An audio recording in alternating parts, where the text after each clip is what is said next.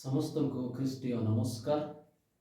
प्रभुंकर पवित्र महानामर गौरव हो। प्रभु आज आम को प्रत्येक को ये सुंदर समय देले, सुस्थ सबल शरीर दे आम को आज दिवस आज समय आम को दे अछंती।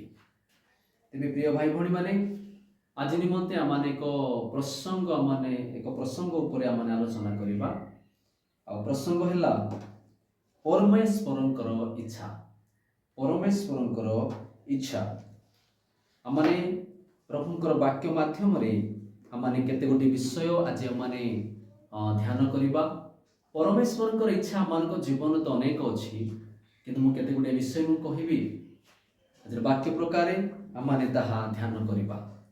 आउ एक वाक्य पठन करिबा मो सहित आपण पाई परिबे।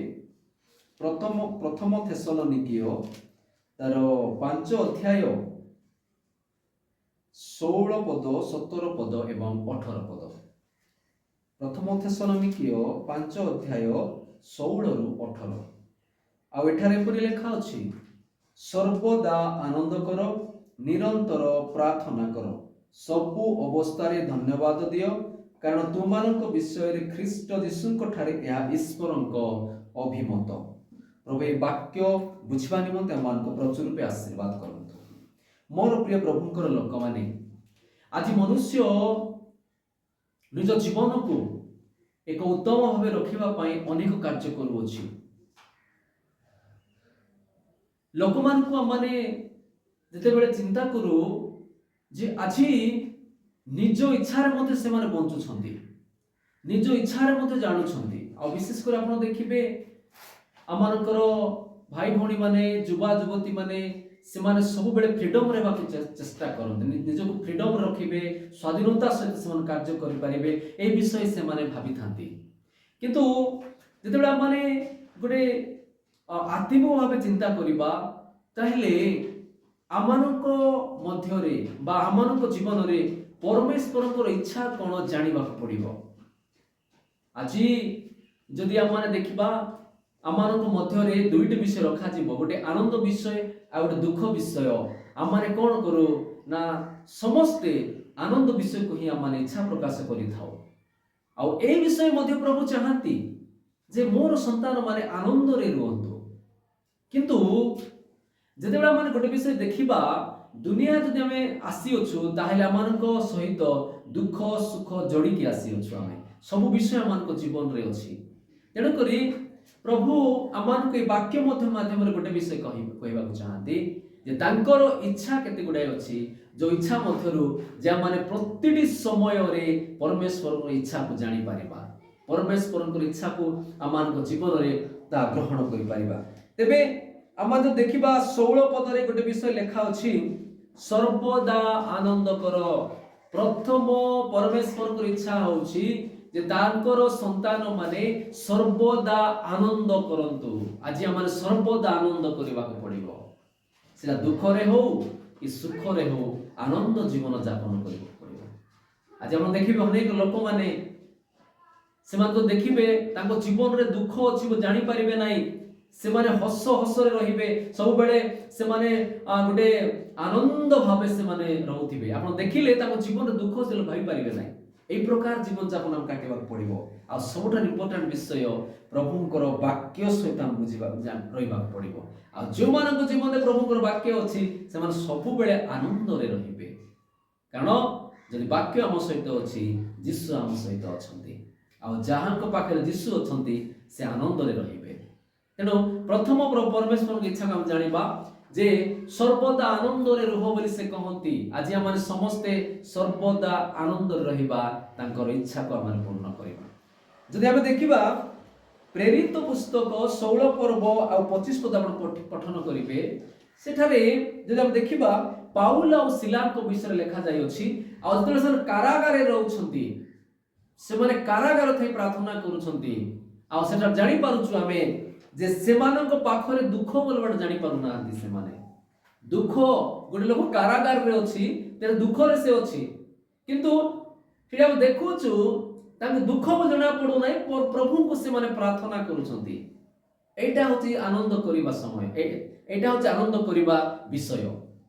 से दुख को जानी पारना आ प्रभु को ठारे प्रार्थना करछंती।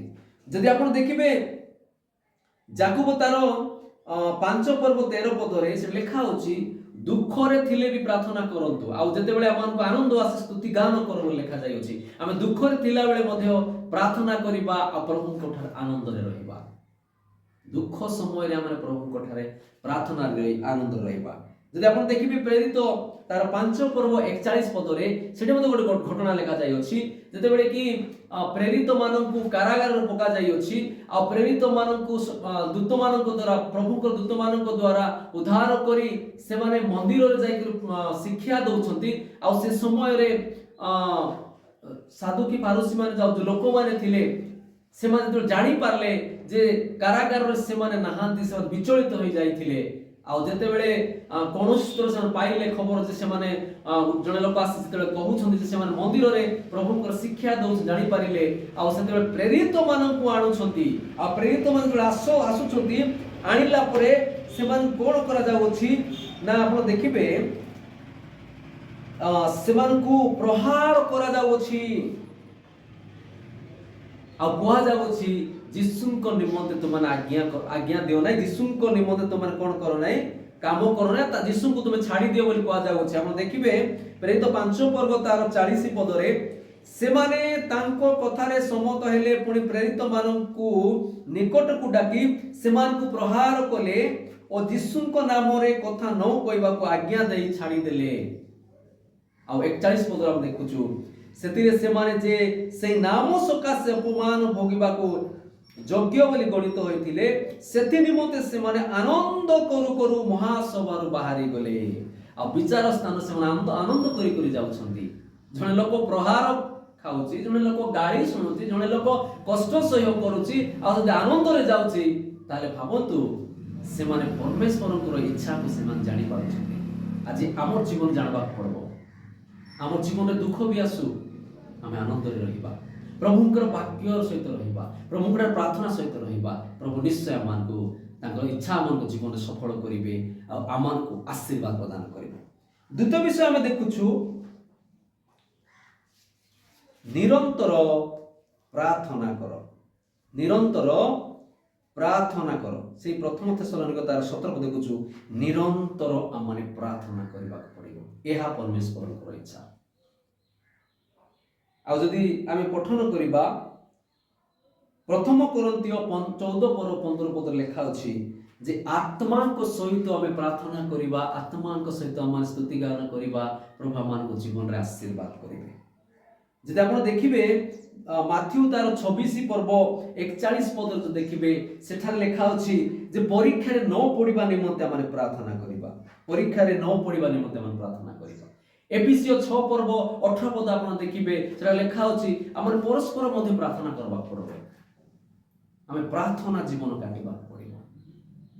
आज आपण देखिबे हमने सेल्फिश लोक हो जाइछु स्वार्थपरता लोक हो जाइछु जितेबे प्रार्थना करूछु हमर निमंते भी प्रार्थना करूछु एटा दरकार मते एटा नाही सेटा नाही प्रभु को पाखरे खाली हमर परिवार विषय व्यक्ति सब विषय प्रार्थना करूछु किंतु प्रभु को इच्छा हमें जानिबा पड़िबो निरंतर तो प्रार्थना करिबा किंतु प्रार्थना सहित हम कोन करे पड़िबो ना परस्पर अर्थात आमानकर प्रिय जन आमानकर सांग साथी आमानकर पड़िसा आमानकर बंधु प्रत्येक लोकंको पाए माने प्रार्थना करिबा पड़िबो एटा होछि निरंतर प्रार्थना। आ ए प्रार्थना करिबा समय रे विशेष करी परीक्षा न पड़िबा पई पापर निवृत्ति होय मन प्रथम प्रार्थना करिबा ते प्रभु मान को तांकर पवित्र आत्मा को द्वारा मान को सहायता करिवे आ आत्मार सहित प्रार्थना करिबा पई सहायता करिवे एटा होछि परमेश्वरक इच्छा। आ तृतीय इच्छा होछि सब अवस्था रे धन्यवाद देबा जे कोनोसी परिस्थिति हो हम कोन करिबा तांको धन्यवाद देबा। आज धन्यवाद देवा को आमानक पाखरे समय नाही सबु कार्य करबा को समय अछि गोटे पद प्रार्थना रे मने पकाई प्रभु को धन्यवाद देवा को आमान को समय नाही अनेक समय रे मु कहू नाही जे मु करूची बोली करी के अनेक समय रे आपन को भली मो मध्य गोटे लोक जे कि अनेक समय देखिबे लोक माने कोन यात्रा जीवा समय रे प्रार्थना न करि पारि कोन करंती बाइक ऊपर बसी प्रार्थना करंती प्रभु धन्यवाद दउछु हमको एमती सुंदर रखिलो आ हमको उत्तम भी पढ़ाई नियो बाइक ऊपर प्रार्थना कर हमको समय नाही प्रभु को धन्यवाद देवा समय नहीं, प्रभु को प्रार्थना करने समय नहीं। प्रिय भाई बहन, प्रभु को इच्छा को आम बुझा, प्रभुंकर जो इच्छा आम जीवन आम जानवा पड़ो आ धन्यवाद देवा पड़ो। आज ये जीवन, आज ये सुस्थता, आज जो संपत्ति, आज जो धन जहाँ भी प्रभु आम जीवन में कर प्रत्येक विषय पर आम धन्यवाद देवा पड़ो, कारण तांकर दया पे आम सब पाई धन्यवाद देवा पड़ो। से दिन आम जो देखा वाक्य लुक 17 पर्व तार 15-16 आप पढ़े 10 जन कुष्ठी मध्यरु जेते कि सुस्थता पाउछंती जड़े लोक ही धन्यवाद देवा आसिले प्रभु कथारे। आ स्पष्ट जानी पारछु 100% लोकंक मध्यरु 10% अर्थात 10 जन को मत जड़े आस 100% 1% लोक कौन करेंगे प्रभु को धन्यवाद देवे, यहाँ सुनिश्चित। किंतु आमे से 99 लोक पाखे 9 जन को पाखे अच्छु ना आमे से 1 जन को पाखे अच्छे, यहाँ आम निजको पचार, कारण धन्यवाद देवा पड़ो। जेकोसी परिस्थिति आसू आम धन्यवाद देवा पड़ो। मोर प्रिय प्रभुकर लोक मैंने परमेश्वर इच्छा को मैंने बुझा, आज समय प्रभु आम को समय को नष्ट करवा ना, परमेश्वर इच्छा को बुझा आ प्रभुकर वाक्य सहित आम रहा। आज वाक्य प्रकार आम 3टी विषय परमेश्वर इच्छा को आम जापर। प्रथम विषय जहाँ कहली सर्वदा आनंद रहा, द्वितीय विषय हूँ निरंतर प्रार्थना करवा, तृतीय विषय हूँ सबु समय धन्यवाद देवा। आउ प्रभु आम जीवन में प्रचुर रूपे आशीर्वाद करें, आम इच्छा को आम बुझीपर। प्रभु ये वाक्य दे आम प्रत्येक को प्रचुर रूपे आशीर्वाद करते। आसतु आम अल्प समय नतमस्तक होगा, प्रत्येक चक्षु बंद करवा, पुणी प्रभु को माने प्रार्थना करवा। हे आमर नित्यजीवी स्वर्गस्थ पिता, तुम पवित्र नाम गौरव है प्रभु। इस समय तुमको धन्यवाद दूँ प्रभु।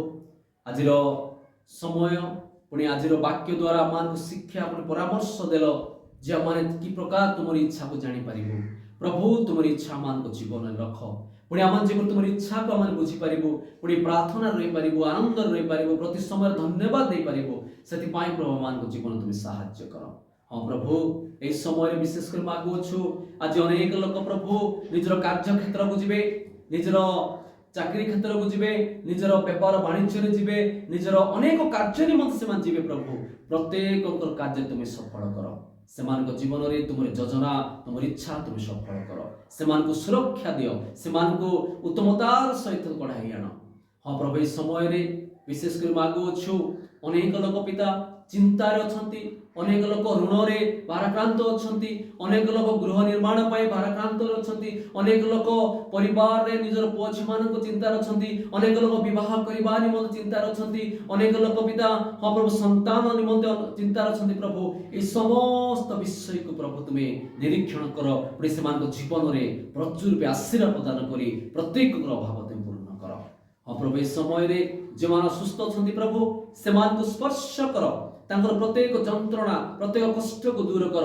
जदि कौन व्यक्ति को आंठू बथा थाए, अंटा बथा थाए, पेटर समस्या थाए, आखिर प्रोब्लेम थाए, हाँ प्रभु कानर प्रोब्लेम थाए, जेकोसी बथा थाए प्रभु एक समय स्पर्श करी जीशुक नाम से व्यथा तुम दूर करी से सुस्थता प्रदान कर। प्रति समय प्रभु तुमरी प्रिय लोक मानू तुमरी संतान संतति मानू तुमरी प्रशंसा करने निमंते से जीवन में कार्य कर, से उत्तमता सहित सुस्थता दियो। हाँ प्रभु, इस समय मागुछु विशेषकर आम पुओ झी मान निमंते मैंने पाठ पढ़ाऊँ प्रभु, से शिक्षा क्षेत्र प्रचुर रूपे आशीर्वाद कर। युवा युवती जो मैंने प्रभु चाकरी निमंते अनेक कार्य निमंते निजक प्रिपेरेसन कर प्रभु, से प्रिपेरेसन को तुम्हें प्रचुर रूपे आशीर्वाद कर सफल दियो, जेपरि से उत्तम भाव एक उत्तम योग्यता अनुसार कार्य पाइपारे से प्रभु से तुम्हें साहाय्य कर। हाँ प्रभु, आज दिन अनेक जन्मदिन थी, अनेक विवाह वार्षिक थी प्रभु, से तुम प्रचुर आशीर्वाद कर। आज वाक्य प्रकार प्रभु ये वाक्य दे तुम लोक को प्रचुर आशीर्वाद प्रदान कर, पुणी विशेषकर तुम इच्छा आम जीवन रख, आम तुम्हें अनुग्रह कर प्रभु आम जीवन तुम्हें आशीर्वाद प्रदान कर। ये प्रत्येक बस तुम समर्पित कर प्रभु, आम मन आत्मा शरीर को तुम समर्पित कर, आदर महिमा प्रत्येक विषय तुम समर्पित कर। प्रार्थना मान उद्धारकर्ता प्रिय जीशु नाम मागुछु, आमेन। आशा करी आपण माने वाक्य द्वारा प्रचुर आशीर्वाद पाई। आ प्रभु प्रत्येक जीवन में ତାଙ୍କର ଇଚ୍ଛା ସଫଳ କରନ୍ତୁ ଆଉ ପ୍ରତ୍ୟେକଙ୍କୁ ପ୍ରଚୁର ଆଶୀର୍ବାଦ କରନ୍ତୁ। ଆମେନ୍। ଧନ୍ୟବାଦ।